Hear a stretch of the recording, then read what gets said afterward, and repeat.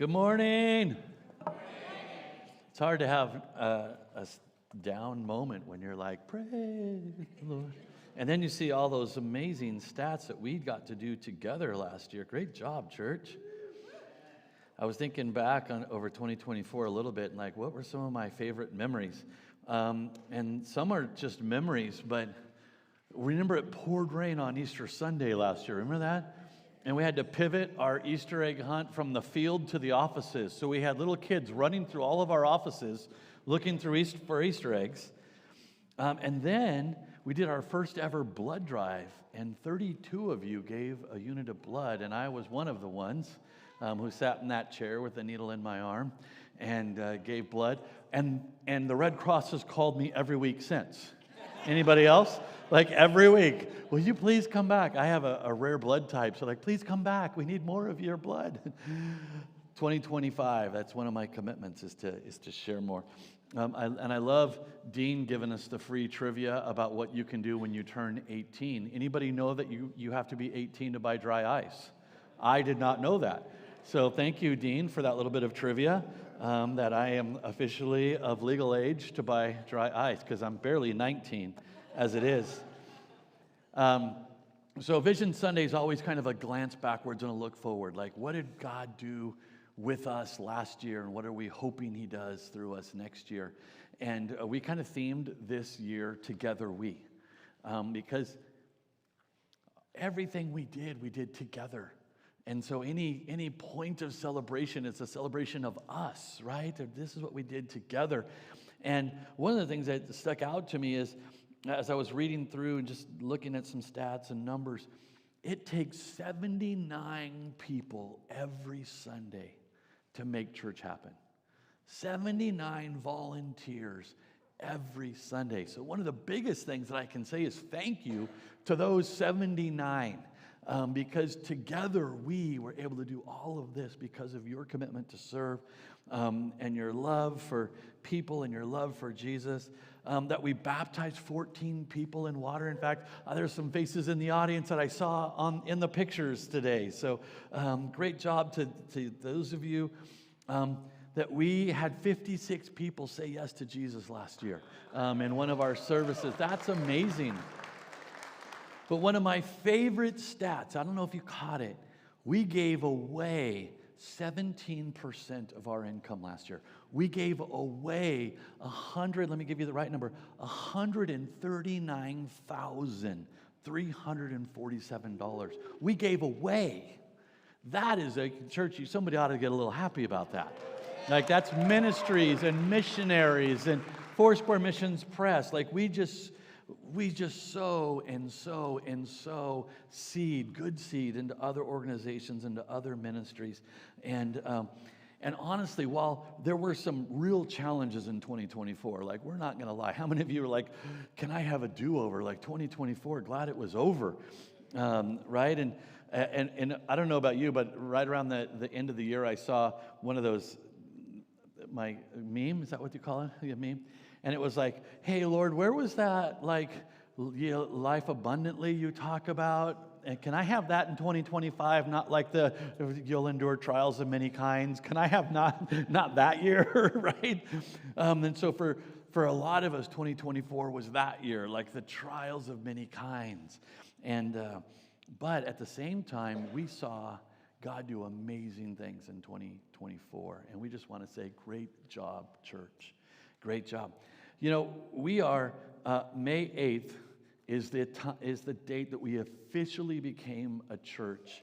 And that was May 8th, 2008. So we're getting ready to turn 17 as a church. 17. And one of the things that we like to do is to kind of look through the different eras of the church. And so we never set out to plant a church. Robin and I just said, hey, anybody want to study the Bible, come hang out at our house. We'll open up God's Word together. And pretty soon more people came than could fit in our backyard. And then one of the guys said, hey, I have this electrical warehouse in Fullerton over by the Fullerton Airport. If you don't mind, you guys could meet in there. It would be great. And so we had to take out all these old electrical panels and wire. Every week we set up our 40 patio chairs that we bought from CVS that were $1.99. And if you reclined in them, the legs broke and you ended up on the floor, which happened about every service. Right? And then the guy that owned the electrical warehouse felt so bad that we had to move all of his junk out. He bought a forklift, and a week later the forklift died. So now we had to push a forklift out of the way every week. You ever tried to push a forklift? Like, yeah, it's like 1,600 pounds. Come on, right? Some of you yoke could do that. But I want to just recount some of the eras of the church and see who started attending the warehouse when. So is there anyone in the audience that started attending the warehouse way back when we were in the Fullerton old warehouse days? Anyone from way back when? I want you to stand to your feet if there's anyone. We had one in first service, Julie Mays, and I said that was 18 years ago. Now we know how old you are. Oh, look, we have one. She's related to us, so she kind of had to, right? Like, so it's an obligation. And then we moved from there, we moved to Brea. And we were meeting in what is now called Refinery Church on Birch Street. And we were there for about 4 years. So if you started attending the warehouse in the Brea days, anybody in the audience who started attending the warehouse in the Brea days? 2. Hey, thank you, Todd and Stephanie. Then from Brea, we moved to the chiropractic college, what used to be Lowell High School, right over here. And so anybody started attending when we were at the chiropractic college? Okay, there's a few of you. Yeah, there's quite a few of you. Good job. Thank you to all of you. And then we bought this place for $1.9 million. It was the dump of the neighborhood, and we still owe 1.4 on it. Thank you for that $11,000 mortgage check we write every month. But we're going to divide our time here between pre-COVID and post-COVID. How many like in our world right now, everything is measured by COVID? It used to be everything was measured by 9/11. Now everything's measured by COVID. And so from 2016, when we moved into this building, to 2020, how many of you started attending the warehouse then? 2016 to 2020. All right. A few of you. Thank you. Yeah. Are you guys old enough to have attended back then? Right. Okay, just checking. And then now from 2021, because we were closed 11 months. If you don't know this, that side of the street is Orange County and La Habra. This side of the street is LA County and Whittier. LA County churches had to close for 11 months. Orange County churches had to close for 1 month. If we were on that side of the street, it would have looked a whole lot different for us. But we were 11 months. I preached to an empty room with a camera. But after that, so many of you found a home here at the warehouse. So how many of you joined us after COVID here at the warehouse? Go ahead and stand to your feet, and we can say a big thank you to you. Yeah. Can you see the progression of how God has blessed us and how we keep growing and keep adding? In fact, the book of Acts says this, and I added to their numbers daily, and God keeps adding to us. And then one final question. This is for like our marketing research, which doesn't exist, but it'll just be fun. There are 3 main ways that people that usually will say, this is how I found you. Sometimes people find us because all they did was Google, I need a church in this area. And our church pops up, right? So you found us through just a social media, but through an internet search. There's some who found us through social media. Oh, I saw a post, or my friend posted, and everything looks like you have shiny, happy people holding hands. It's a great church. I want to come visit. And then there are others who found us because a friend or a family member invited you. Okay, so think about it. And I'm just going to ask you to raise your hand this time. If you started attending church because you just happened to do an internet search and our church popped up. Anybody land at the warehouse because of that? All right, Mark, we got that. And Jerry back there. Anybody else? We had one couple in first service. It was their second week. And I'm like, good, one more week and now we're a good habit in your life. Okay, how many of you saw something on social media and said, hey, I want to go check that place out? Anybody? Why do we spend so much money on social media? Wait, one? I saw one. Okay, back. Oh, yeah, Lindsay. Yes, and Conrad and Isabel. Yes, found us. Okay, how many of you came because a friend or a family member invited you? Yeah. By the way, I'm going to challenge you to do that more in just a minute. So look around, because people said yes. They got invited to church, and and they said yes. So great job, church. Can I just tell you, the promise of God for the year ahead. We already looked at it, right? Hey, the former days of this temple were great, but the latter days are going to be even greater. We already looked at it. We've been hanging out in Haggai chapter 2, the book of Haggai chapter 2. And let me just kind of do a recap for you about the book of Haggai. Haggai is a prophet. Prophets speak to people on behalf of God. That's what a prophet does. Prophets speak to people on behalf of God. And to remember that Israel at this time, it's about 570 BC, Israel is in captivity by the Babylonians, and the Babylonians destroyed the temple that Solomon built. And so finally, King Cyrus says, hey, I'm going to let some of the Israelites go back to Jerusalem and rebuild the temple. And so it takes them about 2 years, and they rebuild just the foundation of the temple. And as they're rebuilding it, all of Israel's enemies start taking notice of how Israel is gaining momentum and strength and courage. And they know how significant the temple is to the people of Israel. And so all of their enemies start going, hey, we got to shut this down. We got to stop the building of the temple. And so they come in and they stop them from building the temple. And now there's two groups of people. And this is what Haggai is largely addressing, two groups of people. The first group of people that he's addressing is the people that saw the original temple. And here's kind of their attitude. The new one will never be as good. It's never going to be the same. Like, why are we even bothering? Like, it's just not going to be as glorious. And the prophet speaks to that group of people, and he says, hey, I want to remind you, it's not about how glorious the temple is. It's about who dwells in the temple, right? And I shared with you how in some of my travels, I've been in some of the most glorious places, temples, churches you've ever seen, and yet you go and you go, but it doesn't feel like the Lord is here. And then I've been in mud huts with thatch roofs in the back parts of Africa, and you go, this may not be very glorious, but wow, is the presence of God here. And so to that generation, he's saying, hey, remember why there's a temple. It's for the glory of the Lord to dwell. And then there's a younger group of people that they were enthusiastic and they were strong and energetic, and they were the ones who jumped right in and mixed cement and laid form and put in rebar. And I don't know if they had all that back then, but that's what you would do. And they get that foundation laid, and then everything comes to a screeching halt. And what they did is they just kind of turned their back on God. And they said, forget it then. We're just going to focus on our own lives and build our own houses and build our own lives. And so to that group of people, the prophet comes to them and says, hey, you guys need to reorder your priorities. You need to reorder your priorities. And so the book of Haggai is addressing both groups of people.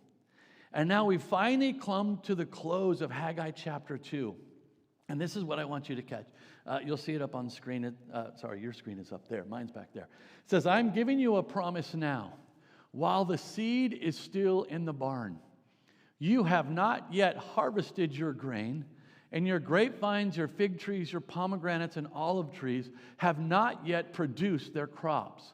But from this day onward, I will bless you.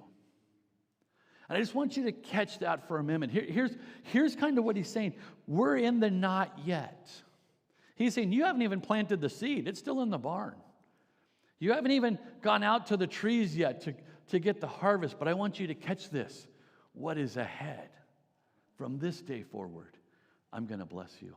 And what he's speaking to is to both groups of people. Now that you've caught it, now that you've heard the message of the Lord and you've made the change and the adjustments, here's what I'm going to tell you. What lies ahead is blessing. From this day forward, I will bless you. And when God began to walk me through, just in my own life, the process of grabbing hold of all that Haggai had to offer, it was this verse that back in September, God said, and Kurt, from this day forward, you watch what I'll do in your life. You from this day forward, you watch. You watch. You haven't yet seen But you watch.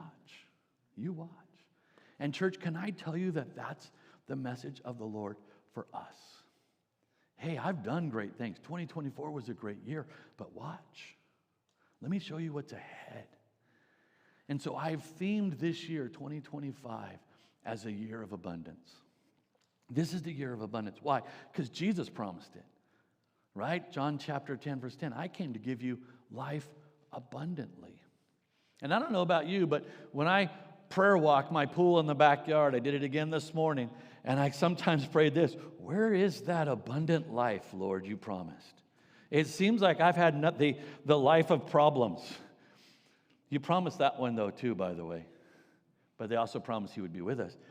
And so I paced my pool, and I'm like, where is that abundant life that you promised? And I just kept hearing, but watch, just wait, just see. And so while we are currently in the not yet, I believe God is saying, hey, but watch. This is the year. This is the year. And so that banner changed. You might not have even noticed, but that banner changed this week to Haggai 2:19, our year theme. From this day onward, I will bless you. From this day onward. And I don't know where you're at in your own life, but here's what I believe in 2025. If you need peace, God's going to give you an abundance of peace. If you need provision, God's going to give you an abundance of provision. Maybe you need joy. God's going to give you an abundance of joy. Maybe you need healing. God's going to give you an abundance of healing. Maybe you need friends. God's going to give you an abundance of friends. Maybe you need, and somebody might say amen to this one, maybe you need rest. I believe God's going to give you an abundance of rest. Maybe it's the opposite. Maybe you need to play. God's going to give you an abundance of time to play. My parents, and the motto that I was raised with, my dad sat me down all the time, and he said, Kurt, listen to me. When you work hard. You need to have a work ethic. You need to work hard. But when you're done, you need to play. And you need to play harder than you worked. That's a great motto. And so, you know what? We had motorcycles and sailboats and windsurfers. And when work was over, my dad clocked out Friday night. Guess where we were? We were at the lake. We were at the desert. We still came to church. But we played hard. And some of you need to be reminded that play is part of what God created you for. And so you might see in your notes, if you grab the bulletin, it says, this year, I need an abundance of in a blank. And you might just want to write in, hey, God, this year, I need that healing. I need that joy. I need that peace, whatever it is that you need an abundance of. And then also on your chair was just a little card that looks like this.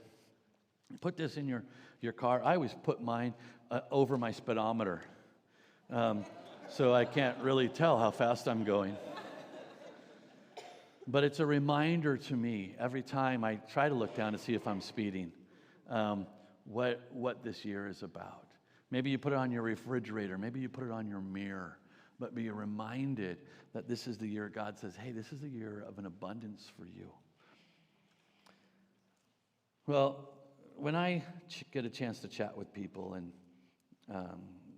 I say, okay, what is it about the warehouse that makes you stay? What is it that keeps you coming back? They all answer the same way. The people here are so amazing. They're so real. They're so authentic. They're so friendly. Nobody, not one person has ever said, Pastor, you're awesome. They don't say it. Never do I hear kids ministry's crushing it, right? Youth ministry, well, they're all good. But what keeps people coming is each other. Now, I did have a guy after first service say, Pastor, you're right. I did come because the people here are great, but you were number 2. It's like, yeah, second in line, right? I saw a T-shirt once that said second place is really the first loser. So I don't know how I feel about that either. But anyways, but one of the things that about our church that makes it the warehouse is the community feel, the family feel, the friends that we have. And one of the challenges that's been part of who we are from day one is that when I greet you, I want to greet you by name. And so I am constantly learning names. And as I'm getting older, it's getting harder to remember them. And so Natalie down here in the front row, I finally learned Natalie's name, right? Remember? But you know what helps a lot is when you wear a name badge. Because people want to greet you by name. But oftentimes, like there's a whole bunch of you that stood up that said, no, we've come in the last 4 years. If I had to say how many of you came in the last year, there'd be a whole group. We're still learning your names. And I work hard at it, but there's others who might only see you at just a few minutes every week. And if you wear a name badge, it helps. What does it help? It helps us be a family, right? Remember the old TV show Cheers, right? Sometimes you want to go where everybody knows your name, right? And we want the warehouse to be that place. Do you know one of the hallmarks that got Starbucks to be the coffee shop it is today, that there were 3 priorities, and one of them was that the baristas knew you by name? Now, they don't anymore. It's all computerized now. But so how many remember when Starbucks first came out? They would greet you by name when you walked in, and they would always spell it wrong on the cup. But they would greet you by name. And so one of the things we want to remind people to do is to put on a name badge when you walk in. I have a fancy magnet one that I try to hide, and they still seem to find it and make me wear it. But to wear a name badge. The other thing we're going to ask you to do just this morning, and it's just for us, is that there's a photo thing set up, and we want you to stop and get your photo taken. Here's why. We're going to introduce some people that are new on staff, and we keep talking about you, and they go, who's that? And then you should hear the way Pastor Dave tries to describe you to them. In staff meeting. And so we would love to be able to take your picture and attach it to your name, and it's only in the church database. We're not going to, some of you, it might go to the post office wall, but for most of you, it's just for the church database so that as we gain new staff and we go, oh, we're going to talk about Larry and Peggy Weaver, they can actually then open the church database and I see a picture. Oh, that's Larry and Peggy Weaver. Oh, okay.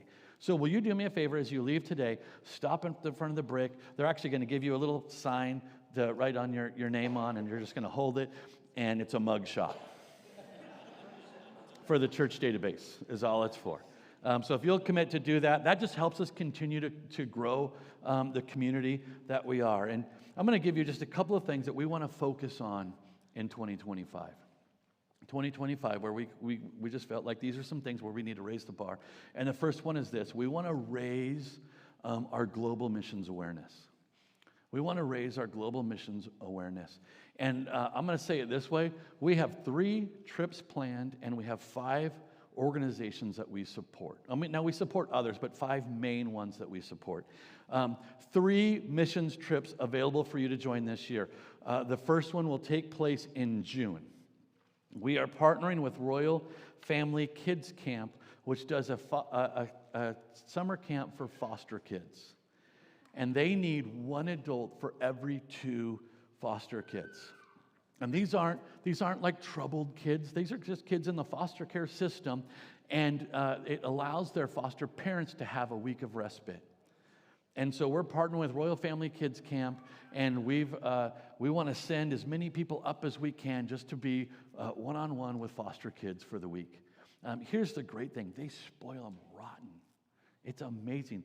We're going to help throw a birthday party for every kid up there. They're going to throw a tea party. They play games. And so if you say, hey, I can give a week to go serve foster kids, that trip will be for you.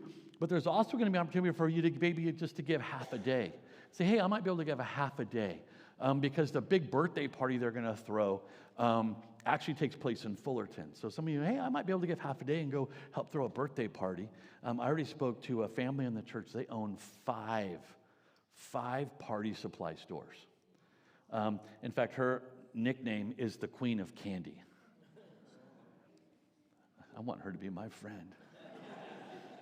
And so I pulled them aside this morning and said, hey, will you help us throw? And they're like, yeah, they actually manufacture their own piñatas. They've got candy from all over the world. I'm like, you need to help us throw this party.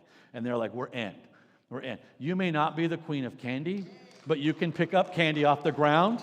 Come to that too. So the second trip will be to Heroes Homestead, which is an organization that we support that provides care for veterans who struggle with PTSD. It's a 40-acre ranch in Spokane, Washington, and they do date nights and a petting zoo. Most of that trip will be just repair work, digging, repairing fences, putting in stuff. That's going to be late July. And if you can give a week to go serve our veteran community up in Spokane, Washington. The third trip, sorry, is for men only. Sorry, ladies. But the housing will be a little bit more compact, and it just would be awkward. But we are going to Costa Rica with our missionary Phil Templeton, and we're going to be doing some repair work of some of our churches around Costa Rica. That's a great trip. On Phil's property, I caught a 4-foot crocodile in his pond. I have pictures if you want to see it. Just call me Crocodile Dundee. He has panthers and toucans and iguanas and sloths. So men, that one will be in the fall sometime. And if you could be part of that trip, that would be a great trip for you to be a part of. We're as well going to continue to support Foursquare Missions International, which is our mission sending organization. Foursquare Missions Press, which prints Christian literature and sends it for free all over the United States. Heroes Homestead, which we mentioned already. Phil Templeton, who I mentioned. Phil teaches welding classes, but uses the Bible as a curriculum. And if you go all the way through his class, the church provides a welder and all the supplies so that you could start a small business in Costa Rica doing welding. And it's a great thing. And then lastly, Sarah Ramos, who's our missionary in North Africa, right out of, most of you know Sarah, she moved yesterday, or arrived in North Africa yesterday to our new home in North Africa. And he was actually already texting us during service about that. So we're going to increase our global missions awareness. Number 2, we're going to continue to invest in our children and our youth. Children and youth. As I was thinking about the year ahead, just this whole idea of scripturally and spiritually confident kids. Scripturally and spiritually confident kids. That's what our hope for our children's ministry and our youth ministry is, and that we get the right people to lead them. We're going to introduce some people to you in just a minute. But also, this will be the year that we have a new facility to house them. We are just this far from being able to break ground on our new children's ministry facility. Let me remind you of a couple of things. It is 3 more classrooms, but 2 more restrooms. Somebody say amen. 2 more bathrooms, right? The fellowship hall and the youth room will continue to expand. It gives us a new junior high room. It gives us a separate child check-in room and a resource room. It expands and updates our kitchen, as well as the other bathrooms will get expanded and updated. And the best part for those of you who work in kids ministry in the summer is that we will be adding 50 tons of air conditioning to that building. Because those who serve in kids ministry in the summer will tell you it's not pleasant, right? Okay, then we don't need to add that. Good. So we'll increase our global missions awareness. We'll invest in our children and youth. And then number 3 is we will improve our discipleship opportunities. 242 groups are amazing. If you've not been a part of a 242 group, it is like Dean shared. It's where you eat together, you discuss the morning's message, and you commit to pray for one another. You do it for 4 weeks or 5 weeks in a row in somebody's home. Sign up today. We usually have 120 to 150 people a week in 242 groups. But also we do midweek classes. And midweek classes might do an in-depth study of the book of Revelation or the book of Romans or Acts or 1 Peter. Sometimes it's an in-depth study of how to manage money biblically or how to parent. And what we want to do and what we've heard is there's a lot of times that the nights don't work or people work nights and so they're not able to come. Our goal is to get everything online this year. So not only could you come in person to a class, but if you go, hey, I can't come to an evening class, but I could take time to watch a YouTube video and there's maybe a little study guide or something to go with it. Our goal is to get all that online this year, as well as one of the things that we're going to be launching, we used to run, was a program called Ministers in Training. Ministers in Training is for those who say, hey, I want to learn more skills on how to minister to people, how to pray for the sick, maybe how to walk through somebody through hurt or through a crisis. I want to learn how to teach a Bible study. we're going to relaunch our Ministers in Training, which will be one night a month to teach you how to do that. And then lastly, one of the things that we're hoping to do is to develop a partnership with our Bible college that we could offer the opportunity to get a 4-year Bible college degree here at the church for about half of the cost that it would cost you to go to Bible college.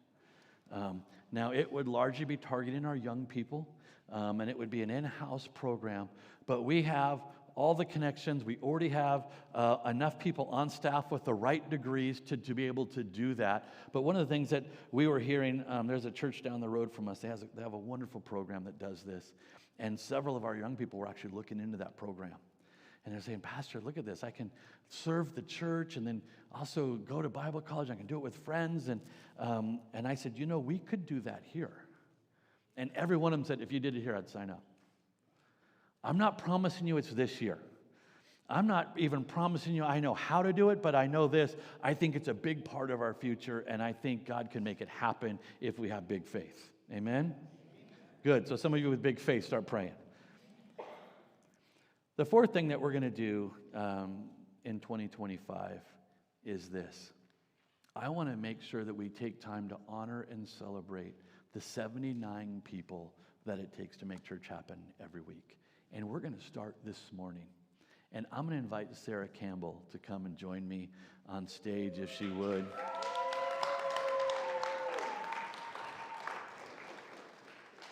Now, many of you may not know Sarah because she's usually in the tech booth back there. So, and if she's not in the tech booth, she's rocking or praying over your babies. And so I want you to meet Sarah Campbell. Sarah, tell us a little bit about what you do for a living. Okay, so first of all, I am a high school teacher at Whittier High School. Lyric knows, I see her around campus. I teach English, and I'm also in charge of the theater department at Whittier High School as well. So a little shout out, we're doing SpongeBob the Musical. It's next weekend. You should totally come. And if you don't know, like the Whittier Theater program is kind of a big deal, right? Why? Yes. So first of all, we get to use the facility, the Vic Lopez Auditorium. Whittier High School is celebrating its 125th birthday this year. And if you've ever seen Back to the Future, that was filmed at Whittier High School. So you see shots of like our horseshoe, our commerce building, and the backside of our auditorium as well. Nice. So you run that whole program? Yes, I do. Nice. I'm in charge. That's why we're so glad you run our tech, because you are in charge for sure. Tell them a little bit, how long you've been coming to the warehouse? I think we're at 15, 16 years now, I think. You think? I'm pretty sure. Which era would you have stood in? Later end of Brea, verging into chiropractic. Okay, yeah, so great. Tell us about what's your favorite thing at the warehouse? I think my favorite thing at the warehouse would probably be our fellowship events, so like 242, or during the spring and summer when our weather is a lot more pleasant than it has been the last few months, when we get together, do games, have fun, and do outdoor worship events. Nice. You changed your answer from first service. I did. First service, I said Jordan's baked goods because they are amazing. And it's torture whenever he bakes because I do have to go get one of his baked goods, and it's a problem for me. So thank you, Jordan, for that. And let them know kind of the areas you serve and kind of what that involves. Awesome. Okay, so most Sundays I work in our tech booth in the back. So my job vacillates between being a pro-presenter person, so that's doing all the slides that you guys see during worship, and then I'm also the service producer. So essentially what that means is I am in the back whenever there is a tech issue. I try to problem solve that, and I also give instruction on camera angles as well as timing to make sure that everything runs smoothly from live service to online service as well. And then I also volunteer in the nursery where I get to work with all the little cute babies, and we go out and play and pray, and it's a good time. Awesome. So Sarah's one of our hidden jewels, right? One of our 79 that makes church happen every week. And Sarah, we just want to say thank you to you. for your faithful service, and we love you. Bless you. Yeah, and you probably got to go back and I do. I do need to go do my job, guys. Okay. I go do that. Yeah. So every month you're going to get to meet on one of our, and we're going to kind of pick the people that try to hide, so they don't get to hide anymore. Let me just also say, and we're going to just continue to refine and improve. Some of our ministries are already thriving. Did you know on Monday nights we have a class at 7 o'clock called Freedom? That if you have an addiction or a habit that you can't seem to beat, they'll partner with you and walk you through a process of what freedom looks like. And it's every Monday night at 7 o'clock. Great ministry. We also have a group that meets on Thursdays at 7 that's called Grief Share. And that's for those who lost somebody they love, and it's still just grief has been heavy for you. And they'll just partner with you and walk with you through a process of grieving. Our 242 groups and our men's and women's ministries and small groups are just going to continue to grow and to thrive in the year ahead. But when I was thinking about 2025 and really believing the word of the Lord for us is that this is a year of abundance, I just thought, what does abundance look like? And I thought, what if everything grew by 20%?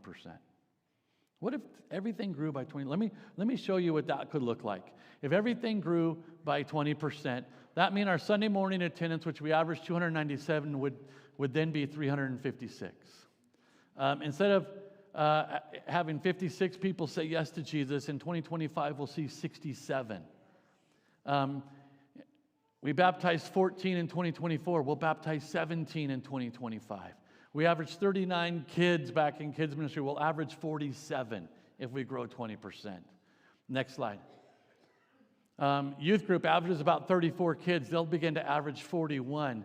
Donuts, instead of 16,224, you'll eat 19,469.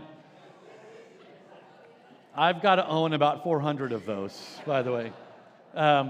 Giving, instead of giving away $139,331, we'll next year give away $167,000. That number gets me a little excited. And income, this is what you gave. Last year you gave $810,243. If we grow 20%, our income will be $992,000. I believe all of this is possible with the help of the Lord. That this is a year of abundance. And I'm going to close with doing just a couple of things. And I'm going to ask the staff if they'll come join me on stage, if they would.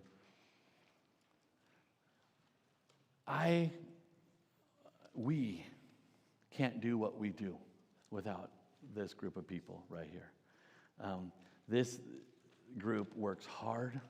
They are faithful, good stewards of everything that we do.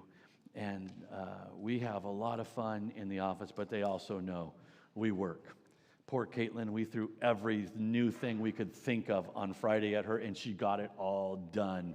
And so I wanted to make sure that, number one, you see, like, these are people who receive a paycheck from the church. These are the people that, as you give generously to the church, they're the ones who are serving you so faithfully. And I can't say enough great things about them, because they really do have a love for God and a love for His church. They are hard workers with high work ethics, and they are faithful servants. And one of the things that we want to do, and I was reviewing my notes, and I was thinking, and one of the years that I reviewed just coming up to Vision Sunday was 2020. And I made a challenge in 2020. The interesting thing was the challenge I made in 2020 on Vision Sunday, 2 weeks later, we closed our doors for COVID, and so none of you got to even do it. And so I want to relive the 2020 challenge and bring it back in 2025. And here's the challenge for 2025. The first thing I'm going to ask you to do is to give one. It's coming. It's gonna come. There it is. Give one. Yeah. Sarah's behind because I pulled her on stage. I'm going to ask you to give one, and that's one Sunday a month to serve and one Sunday a month to invite a friend. You saw how many people raised their hands. They said, hey, I'm here because a friend invited me. If we're going to grow that 20%, we've got to keep inviting. And so I'm going to ask you to give one Sunday. Now, here's what we're going to commit to as a staff. we're going to commit to an incredible church experience where everyone has the chance to say yes to a relationship with Jesus. Right, staff? Amen. Okay, here's what else we're going to ask you to do. We're going to ask you to give 10% of your income to help grow and bless God's church. Here's our commitment to you. We're going to promise to steward God's resources wisely, and we're going to continue to sow into impactful ministries and mission partners around the world. We're also going to ask you to give 15. Give 15. Spend an extra 15 minutes before church, because you're second service, just to hang out and get to know people. Come early. Hang out on the deck.